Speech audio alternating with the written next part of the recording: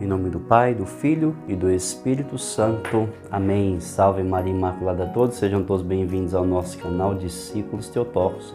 Quero acolher você que está chegando agora ao nosso canal, nosso Retiro Quaresmal. Seja muito bem-vindo, muito bem-vinda. E quero convidar você que ainda não é inscrito no nosso canal, se inscreva agora no nosso canal, ative o sininho para receber as notificações. Deixe seu like, seu joinha para que este vídeo alcance mais almas para Deus. E não deixe de compartilhar este vídeo com seus amigos, colegas, familiares, para que a graça de Deus possa ser derramada sobre muitas e muitas famílias. Amém? Convido você a tomar em mãos a Sagrada Escritura no livro do Êxodo, capítulo 11, versículos do 1 ao 3. Êxodo, capítulo 11, versículos do 1 ao 3. O Senhor disse a Moisés: mandarei uma outra praga sobre o faraó e sobre o Egito, e em consequência dela vos deixará partir daqui. Quando vos deixar partir, será definitivamente, será mesmo expulsando-vos daqui. Dirás ao povo que cada homem peça ao seu vizinho, cada mulher à sua vizinha, objetos de prata e de ouro. O Senhor fez que o povo ganhasse o favor dos egípcios. Moisés mesmo era muito considerado no Egito pelos servos do faraó e por todo o povo. Ainda no livro do Êxodo, você pode tomar em mãos um capítulo à frente, Êxodo capítulo 12, versículos do 35 ao 36. Os israelitas, segundo a ordem de Moisés, tinham pedido aos egípcios objetos de prata, objetos de ouro e vestes.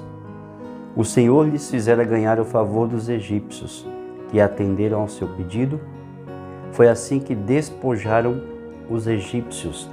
Palavra do Senhor, graças a Deus. Caríssimos irmãos e irmãs, a Sagrada Escritura no livro do Êxodo, o qual estamos acompanhando este itinerário quaresmal, desse retiro quaresmal, nos ajuda a compreender as orações, que as orações são escutadas por Deus.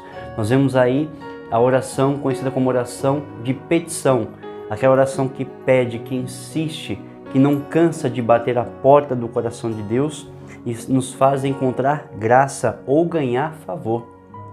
Nós vemos que nesse contexto que nós acabamos de ler, essa palavra que foi proclamada, nós vemos que o povo gemia pedindo o auxílio do Senhor, que se compadeceu e fê-lo encontrar graça diante de Deus. Veja que a oração ela é a chave, como nos ensina São Padre Pio, que abre o coração de Deus. A insistência na oração, ela tem essa capacidade de atrair para nós as graças de Deus, não somente naquilo que nós pedimos, não somente naquilo que nós necessitamos, mas eu queria que você entendesse que Deus, quando derrama uma graça sobre nós, Ele derrama numa proporção muito maior do que aquilo que humanamente nós havíamos pedido.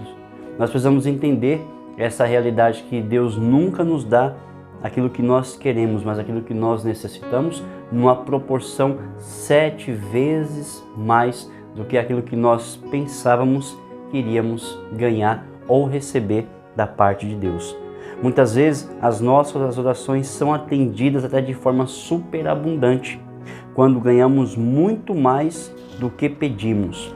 Nós vemos o povo de Deus pedia a libertação daquela escravidão e constantemente pedia pela libertação daquela escravidão. Por quê?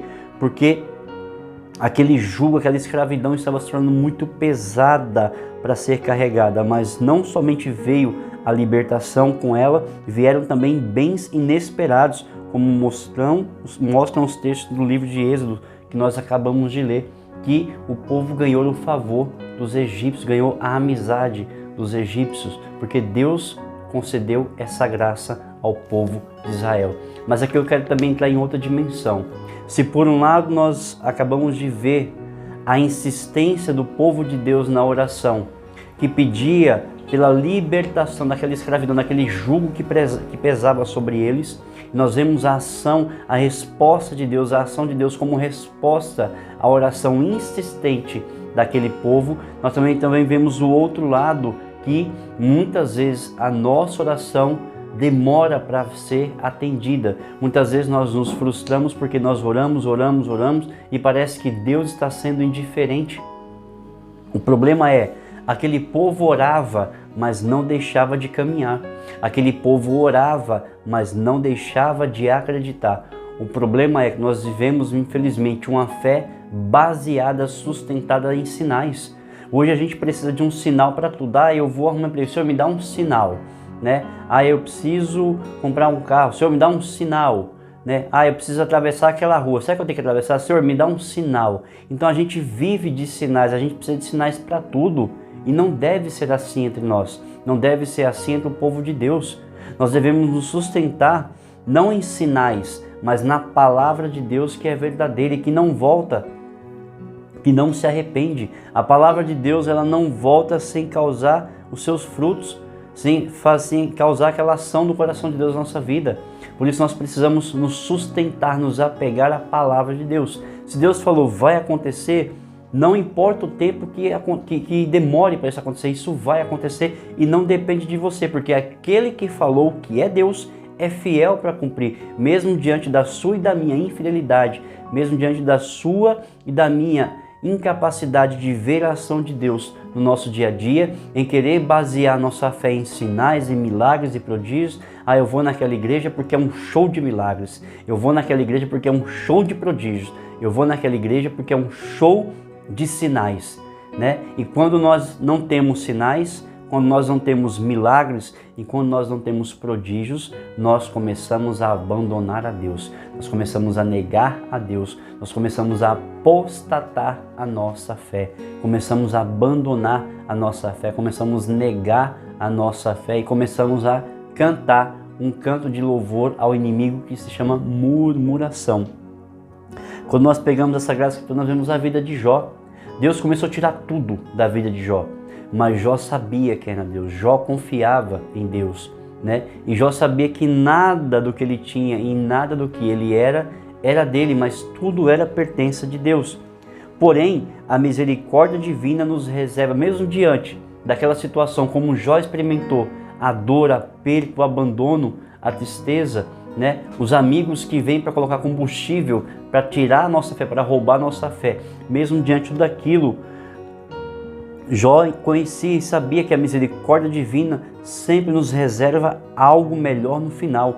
Se não perdermos a confiança naquele que nos amou com amor infinito, existem dois modos de nós passarmos pelo sofrimento. O primeiro é quando não enfrentamos com fé as dores, as contrariedades, as perdas profundas e as decepções. Então brota em nós um sentimento forte de revolta, nós somos tentados a querer brigar com Deus. Aqui eu falo uma observação, meu irmão, para de brigar com Deus, é inútil, é burrice, né? Como dizia Padre Léo, ainda em vida, não seja uma anta, não brigue com Deus, né? Não queira cair nesse pecado, nessa ação demoníaca de querer se revoltar com Deus, de querer brigar com Deus, de querer se contar. Não faça isso, não faça, não vá por esse caminho, não vá por esse caminho. Se coloque aos pés da cruz, chore na presença de Deus, rasgue o seu coração na presença de Deus, peça força, peça a graça necessária para perseverar, mas não caia nessa loucura de brigar com Deus, de se revoltar-se com Deus e de querer ser inimigo de Deus. Esse é um dos caminhos que infelizmente acontece.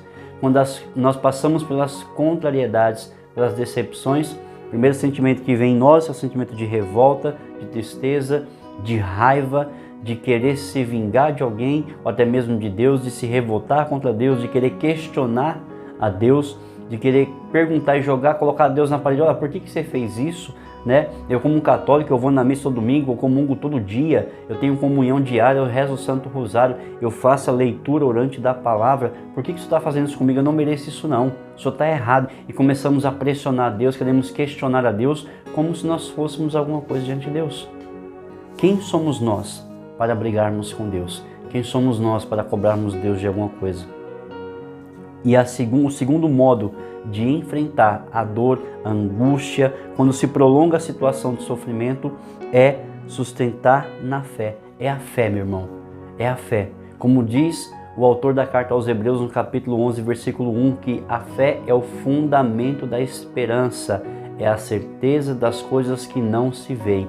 Portanto, meu irmão, Deus liberou uma palavra na tua vida, há uma promessa de Deus sobre a sua vida, há uma promessa de Deus de libertação na sua vida, mas você precisa caminhar, você precisa confiar, você precisa ter fé. Maurício, mas está demorando muito. Não importa, o tempo de Deus não é o nosso. Se nós vivemos no cronos, no tempo cronológico, minuto, segundo, hora, dia, mês, ano, Deus não trabalha com esse tempo, Deus trabalha no Kairos. E o que é o Kairos? É o tempo da graça de Deus. Meu irmão, Deus falou, Deus cumpre. Se Deus determinou algo na sua vida, Deus é fiel para cumprir. Deus é fiel para cumprir. O que cabe a nós é, diante das dificuldades, das decepções, das frustrações, é nos humilharmos diante da presença de Deus, é rasgar o nosso coração diante de Deus. Se numa ou outra ocasião não nos foi concedido alguma coisa que pedíamos confiadamente, era porque não nos convinha. Se você está orando por alguma coisa e esse algo não aconteceu, louve e agradeça a Deus. Porque talvez, e eu posso, aliás, talvez não, eu tenho certeza que se Deus não concedeu aquilo que você está pedindo com tanta insistência ainda, com certeza porque não era para você, não faria bem a você e foi um livramento de Deus na sua vida. Nós precisamos fazer a oração a exemplo de Jesus. Jesus, na sua humanidade, pediu: Senhor, se for possível, afasta de mim esse cálice. Ali nós vemos a humanidade de Jesus Cristo. Assim como o nosso humano muitas vezes grita diante da pressão, diante da opressão: Senhor, não deixa eu passar por isso. Senhor, livra-me dessa situação, livra-me desse cativeiro, livra-me desse medo, dessa situação. Mas muitas vezes nós precisamos passar por essas situações para fortalecer a nossa fé, para manifestar a nossa fé. E aí nós entramos na oração que Jesus faz e serve de exemplo para nós. Se na humanidade de Jesus ele viu e sabia tudo que iria passar para nos salvar, ele disse: Senhor, se for possível, afasta esse cálice. Ele continua dizendo: contudo, que seja feita a tua vontade. Meu irmão, nós seremos felizes quando nós começarmos a desejar a vontade de Deus na nossa vida. Aquele povo recebeu a graça, não somente da libertação, mas graças extraordinárias, porque eles pediam pela sua libertação. Muitas vezes nós oramos tanto, e aqui eu digo, não é errado, pelo amor de Deus, não entenda isso. Eu estou orando por um emprego, certo? Eu estou orando porque eu preciso comprar um carro, maravilha. Eu estou orando porque eu preciso de uma graça, talvez pela gravidez, né? Talvez você precisa comprar uma casa. Errado não, está certíssimo. Confia os teus sonhos nas mãos de Deus. Mas o que é essencial para a sua vida? Por que nós não oramos: Senhor, converte o meu coração, Senhor, quebra o meu coração, Senhor, tira toda a dureza do meu coração, Senhor, quebra esse orgulho no meu coração, Senhor Jesus, me ajuda a me libertar desse vício, desse pecado, Senhor, me liberta dessa escravidão do pecado, me liberta do vício da droga, me liberta do vício do álcool, me liberta, Senhor, do vício da pornografia, me liberta, Senhor, do vício do adultério. Por que nós não pedimos isso? Porque isso sim é essencial para nós. Se aquilo que nós oramos, nós pedimos, é algo que nós queremos, isso que eu acabei de falar é essencial para nós. Por que nós não oramos: Senhor, prepara um sacerdote para me atender em confissão, eu preciso fazer uma confissão, preciso me confessar, eu preciso voltar ao estado de graça porque eu estou em pecado mortal, eu estou afastado da Tua graça. Senhor, me ajuda, manda o Teu Espírito Santo para iluminar meus pensamentos, a minha mente, o meu coração, para me ajudar a fazer um bom exame de consciência. E eu te peço, Senhor, prepara um sacerdote para que eu possa realizar uma santa confissão. E diante de tudo isso nós estamos meditando. Antes de nós encerrarmos a meditação do dia de hoje, é importante lembrarmos-nos do valor de pedirmos as orações de outras pessoas que vivem na intimidade com Deus, que se chama intercessão. Existem momentos, meu irmão, minha irmã, na nossa vida, onde muitas vezes nós estamos fracos, estamos abatidos. E aí, como nós sabemos, precisamos da intercessão dos nossos irmãos, precisamos pedir ajuda, porque eles também são instrumentos de Deus na nossa vida. As orações dos nossos irmãos nos fortalecem, nos reveste diante dos ataques, das investidas e das mentiras de Satanás, quando diz: Deus não está te ouvindo, não adianta rezar o rosário, Você não adianta ficar pegando Bíblia, ficar recitando Salmo, passagem do Evangelho. Não esquece, Deus não está te ouvindo, você está errado, Ele não vai realizar o que você quer. Deus é indiferente, é mentira. E o inimigo começa a colocar mentira no nosso coração, nos roubando a fé, nos roubando o combustível da nossa fé. E aí nós precisamos recorrer, pedir a ajuda dos nossos irmãos que orem por nós, que intercedam por nós, para que a nossa petição seja atendida com mais rapidez. Podemos solicitar as orações, como eu disse, de outras pessoas que estejam próximas de Deus. E aqui é um detalhe muito importante. Recorra a pessoas que são próximas de Deus. Peça a oração de pessoas que têm intimidade com Deus. Peça a oração de pessoas que têm comunhão com Deus. Por que eu digo isso? Muitas vezes no desespero, nas frustrações, Deus não está me ouvindo, eu vou recorrer para outra coisa. Deus não quer me ouvir, então eu vou no terreiro, eu vou tomar um passe, eu vou tomar um banho disso, eu vou pular 7 ondas, eu vou fazer simpatia, eu vou fazer amarração. Não faça isso. Não faça isso. Não tente o Senhor, seu Deus. Confie em Deus, espera nele e Ele tudo fará, mas entenda que tudo acontece no tempo de Deus, na hora de Deus, do jeito de Deus. A nós cabe o quê? Ter fé, confiança e caminhar, porque o milagre se faz caminhando. E aqui, como reflexão, quero perguntar para você. Você tem feito a experiência de orar? Será que eu estou sabendo orar? Será que eu estou sabendo esperar a minha graça em Deus com mansidão? Será que você tem feito a experiência de confiar em Deus, de esperar em Deus? Será que você está esperando a graça de Deus com mansidão, com confiança? Ou será que muitas vezes nós confiamos aquilo que nós precisamos nas mãos de Deus e rapidamente tiramos a mão de Deus e colocamos nas mãos de pessoas erradas, em práticas erradas, que não vão conceder o que nós precisamos, que não vai nos levar para Deus, mas vai nos levar ao pecado mortal, ao afastamento da graça de Deus? Nós precisamos nos perguntar isso. Como é que está a minha vida de oração? Como é que está a minha vida de intimidade com Deus? Eu estou confiando em Deus, eu tenho confiança em Deus na sua ação na minha vida? Medite sobre isso no dia de hoje. Louvado seja nosso Senhor Jesus Cristo, para sempre seja louvado. Em nome do Pai, do Filho e do Espírito Santo. Amém. Que Deus abençoe você, a sua casa e a sua família.